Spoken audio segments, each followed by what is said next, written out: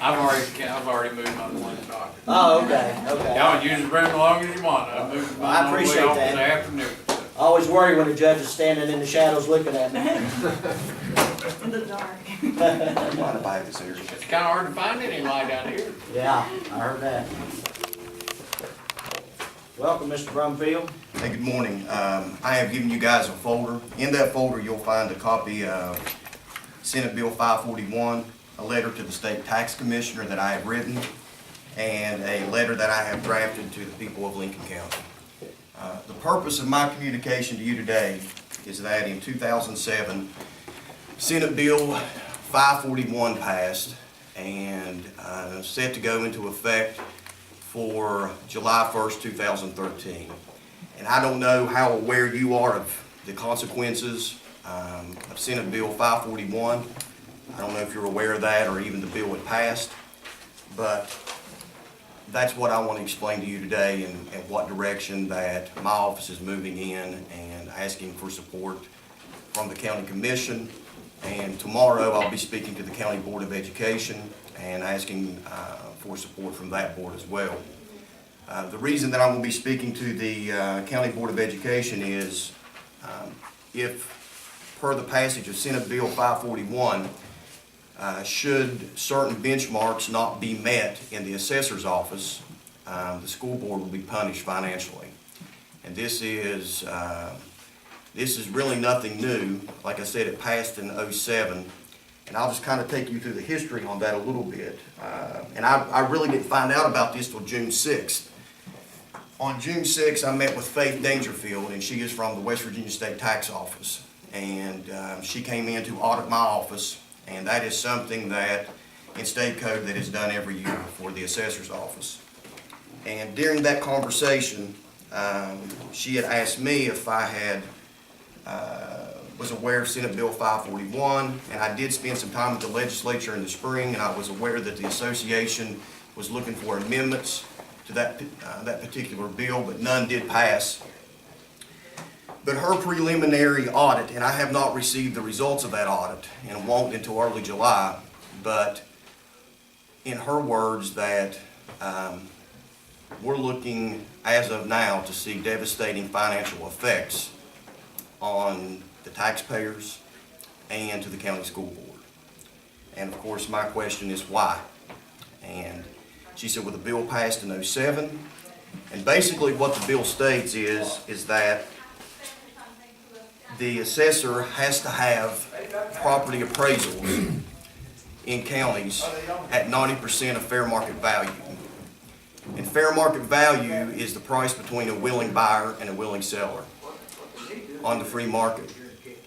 And what has happened over the course of the past 20 or 30 years per the REC decision in the early 80s, which ironically happened in Lincoln County. I think it was the Polly versus Bailey down McCorkle. The Polly children were going to, I think, the McCorkle school. She sued Lincoln County Schools for saying that there's a direct correlation between money spent on children for a quality education, and said that richer counties that had more money, that spent more money on education, produced a more quality student. And that went to the West Virginia Supreme Court. Judge Reck ruled that, in fact, there is a direct correlation. And through that Supreme Court decision, the school, it changed the way the state funded poorer counties. And a big part of the tax base, the local share that funds the school board's budget, at the time, poorer counties with poor property valuations didn't have as much to spend for the students in their county. So the state come in and, with a system of different components, decided how much a particular school system would need to operate that district. So for a fictitious, hypothetical number, the state may come in and say Lincoln County Schools may need $10 million to operate. And that's based on their formula. If the local share that we produce is $6 million, the state would subsidize that $4 million so that our students would receive an equal education to students in richer counties. So what has happened since the REC decision, and this is what spurred, I guess, the movement of Senate Bill 541, is that assessors over the past 15, 20, 30 years, and this is in Faith's words, as the price of education and inflation increased and the price to run a county school system increased, the valuations of some counties flatlined. So there became a bigger gap in the price to run a county and the price that the local share was bringing in. So Senate Bill 541 passes, which says that basically if assessors do not have property valuations at a minimum of 90% of what the property is worth, and mind you, that's not what you're taxed at. You're actually taxed at the 60% of that 90%. So hypothetically, if you have a $100,000 home, the minimum assessment that the minimum appraisal I can have that in the books per state code as effective July 1st, 2013 is $90,000. Then take 60% of $90,000, you're taxed at $54,000 times the levy rate. So the problem here is that according to Faith, when this bill passed in 2007, it was originally set to go into effect for July 1st, 2010. And the Assessors Association had lobbied the legislature to increase that time period to allow counties who were not at the benchmark at 90% to give them time to get to that benchmark. After 3 years, assessors complained that there was just too big of a gap, that they needed more time to gradually move their property valuations from wherever they were at to the 90%. And their problem was that it was an unfair situation to the taxpayers because they would receive a sudden impact or an increase of taxes in 1 year. So the legislature extended that July 1st deadline to July 1st, 2013 to give assessors 6 years to bring property valuations to meet state code. To be honest with you, when I talked to Faith, that in the office that I currently hold, that charge was not initiated. And where we are at now is that I have to have my books submitted to the State Department for the 2013 tax year by January 31st. And of course, the school board, the state tax commissioner at that point will decide what the local share is. And looking at sales ratio, looking at the coefficient of deviation, and there's a lot of formulas that go into this in this bill, we'll decide then if we are at compliance. I don't have the numbers right now, but I have been told that we are not in compliance. And my monitoring report is a 2013 monitoring report, but it's actually for the 2012 tax year. Everything's a year behind. So what I have done, because this is, not only is this a terrible situation for the Board of Education, because I am charged at this point of bringing property valuations to current market value in 6 months, and what my predecessor had 6 years to do. And my thought is that I have contacted people at the State Department. I've asked for a waiver because in fact if they do not grant us a waiver, and I have written a letter, and I'd like to read that letter, and you have it in your packet. If in fact we do not get a waiver, there are going to be certain individuals, and for the most part a lot of people, that are going to see a large tax increase because property valuations have to meet that benchmark of 90%. And just reviewing some of the numbers in the office, it's going to have terrible effect financially on some people. And the flip side of that is, if we don't do it, then our school board will be penalized on the part that the state subsidizes. And that is determined based upon how far away we are from that 90%. What I have done, if you gentlemen would look in your packet, I have written a letter to the state tax commissioner. I want to send these letters, went in the mail today.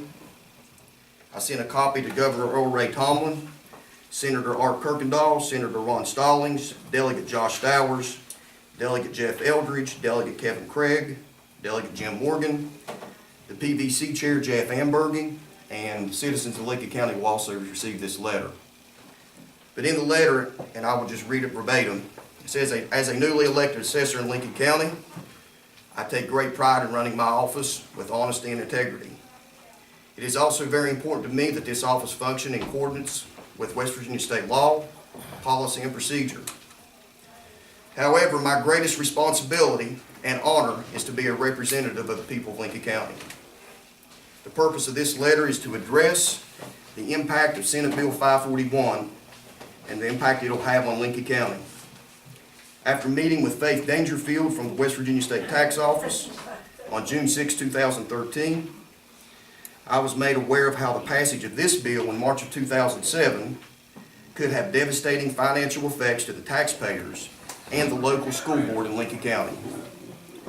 In 2007, when Senate Bill 541 was passed, county assessors had 6 years, if needed, to gradually raise property valuations to meet the expectations of the bill in 2013. In my meeting with Ms. Dangerfield, I was informed that property valuations over the past several years in Lincoln County were, quote, well under current market value, end quote. Additionally, I was informed that there was no attempt to correct the problem during the time allocated from 2007 to 2013. As a consequence, I am now charged with bringing several years of property valuations up to standard in 1 year. And it's actually less than that, it's 6 months. Due to the disregard of the former administration, the citizens of Lincoln County are now facing sudden, unforeseen tax increase. Let me assure you that I intend to meet all state requirements, policies, and procedures. However, due to the unrealistic time frame passed on by the prior administration, I am requesting a waiver from the state to allow the valuation corrections to be done in a stepwise, fair, and equitable way. As I stated, I represent the people of Lincoln County, and it's my duty to represent them in a way that does not cause them a financial burden at no fault of their own. I hope that you will strongly consider my request to resolve the mistakes of the past administration and allow me to correct the issues in a more time-efficient manner. While I respect the direction of the state, I do ask that you take careful consideration and review each and every county individually and consider each of their very own unique circumstances. Thank you for taking the time to consider this request. I trust you will make a prudent decision and extend the July 1st, 2013 deadline at least 3 years for the citizens of Lincoln County. Should you have any questions, please feel free to contact me. Sincerely, Josh Brumfield, Lincoln County Assessor. So, my request to the State Tax Department is, give me 3 years to get to current market value. If our current market value median number, if we're 20% off, let me break that down over 3 years, as opposed to throwing this huge increase on the people of Lincoln County. For a couple reasons. One, I don't even know that I have the manpower to do that in 6 months. What I would ask of the county commission is the same that I'm going to ask for the county board, is that I would ask that you draft a letter and collectively let's work together. We know what the problem is. I think I have a solution. I don't know that the state tax commissioner, there is nothing in state code about a waiver. But maybe if the elected officials in Lincoln County would step up and ask for this waiver, maybe it will be granted. If it's not, it's going to be some tough times. So with that, if you have any questions, I'll do my best to answer. And, Were these audit findings every year? to my knowledge, what I was told, and I have not been able to, I know that Faith told me that there were red flags. The thing is these audits, there are 6 or 8 different sub areas in audits. And that there were areas, I don't think that Lincoln County has passed an audit, a state audit, anytime in the recent past, fully. And she said that there have been red flags that should have been addressed that were not. And the thing about when you start dealing with numbers and when you look at, you may be able to pass a sales ratio and get that in line with the state tax department, but you get that number right, and if your sales ratio may be wrong, or your coefficient of deviation may be wrong, the difference now and then is that if all the areas in that audit do not meet the expectations of Senate Bill 541, then you're penalized. So, assessors over the years had found ways to make things look good on paper and for the ones that people pay attention to the most, but the other areas suffered. With the passage of this bill, all areas are looked at. So let me get this straight. The county assessors were monitored from 2007, that was the passing of the bill, correct? To 2013. To my knowledge, county, I think it is state law that there is an audit or a monitoring report every year. And I don't think that was just implemented in 2007. And my argument against this bill is that in 2007, when this bill was passed to go into effect for 2013, there were monitoring reports. However, there was no monitoring of current assessors to show that they were making progress there was monitoring of that, but there was no punitive consequences of that. So if an assessor from 2007 to 2008, if his current market value appraisals supposed to be 90% is at 60%, and then in 2008 it's still at 60%, it was conveyed in an audit report, but there was no punitive consequences.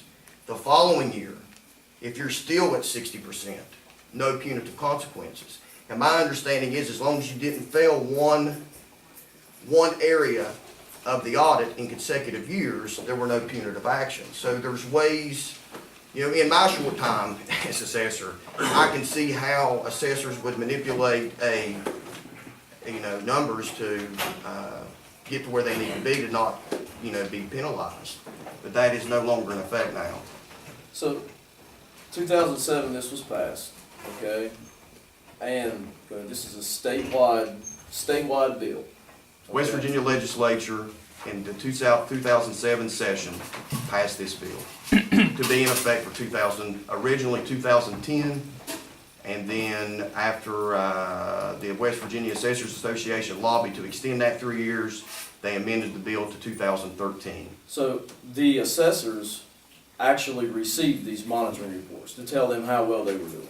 Well, I would assume, I was told I want to receive mine in early July. Who else? Was there any other government agency that would receive these monitoring reports so that there is some type of checks and balances? I was With told, if it's just the assessor's office, then they could suppress the information. But if there's anybody else or any other agency, such as the sheriff's office, I was told that, the county I know that commission. in the monitoring report that I had with Faith, that she said in July that I'll receive a copy of the monitoring report, and so will the county commission. Now, I don't know if that's been a regular statute or not, but I do know that she said the county commission would receive a copy of that audit report. Has the county commission have we ever received any monitoring reports for this? I couldn't tell you. Assume we have if he says so. I don't know if you have or not, but I know that you will this time. So this has never been addressed publicly. Not, If we haven't received, if the county commission hasn't received any, then it's never been addressed. you asking me if I have addressed this No, publicly? no, I'm Okay. talking about you, there's no way, you just got elected. But I'm just saying in the past, this is 6 years. 6 years. And there's no one else that has ever addressed this, besides you. And the problem with it is if you know the price of milk was gonna be $20 a gallon in 2020, and it's $3 a gallon now, you wanna work towards that $20 a gallon and not on New Year's Eve of 1919, or 2019, jack it up $17. And the purpose of the 6 years, and I even asked Jerry Knight, who is a consultant who used to be the PVC chair, and I asked him, I said, why did they give 6 years? You know, why did they extend it 6 years? And he said, so that it could be gradually implemented to reach that benchmark, so that taxpayers wouldn't face a unforeseen sudden impact of tax increases. Well, I think we're all in agreement that, you know, taxpayers especially shouldn't be paying an increase like that at one time just because, no fault of their own. Right. And, because they really expect us to do the job we do. But now, unless there's some other question, I think, I'm gonna call for to draft a letter of support in the assessor, for the assessor's waiver request. I second. Yeah, no, it is. Yes. And I want to compliment you, sir, on the work you do in that office and addressing this situation. It's a very tough, difficult situation that's going to have to be addressed, and I hope that with our support and hopefully Board of Education support, we can get your waiver granted so that people can have some time to digest this. Because, One thing that you may want to, and that I did notice, and I've read this bill several times, is that on page 7 of the bill, if you go down to the letter C at the very bottom, and this is in the bill, it says, whenever in any year a county, and this is effective, this bill passed in 2007, effective 2013, but in the bill it states, whenever in any year a county assessor or a county commission shall fail to refuse to comply with the provisions of this section in setting the valuations of property for assessment purposes in any class or classes of property in the county, the state tax commissioner shall review the valuations for assessment purposes made by the county assessor and the county commission, and shall direct the county assessor and county commission to make corrections in the valuations as necessary, so that they shall comply with the requirements of Chapter 11 of this code and this section, and the tax commissioner shall enter the county and fix the assessments at the required ratios. Refusal of the assessor, I'll repeat this, refusal of the assessor or the county commission to make the corrections constitutes grounds for removal from office. That's in the bill. So this is not something that we can kick down the road. If we don't do this, the State Department's going to be running the assessor's office. Well, I think by that same token, just what you read would mean that they would be the one that could grant a waiver for that if they were going to do that. I mean, I Right. think that would, if that's a consequence of what they're going to do, that, I think we're all in agreement, we need to get this straightened up and with the least impact on our citizens as we can. Anybody else have anything they want to put in on that there?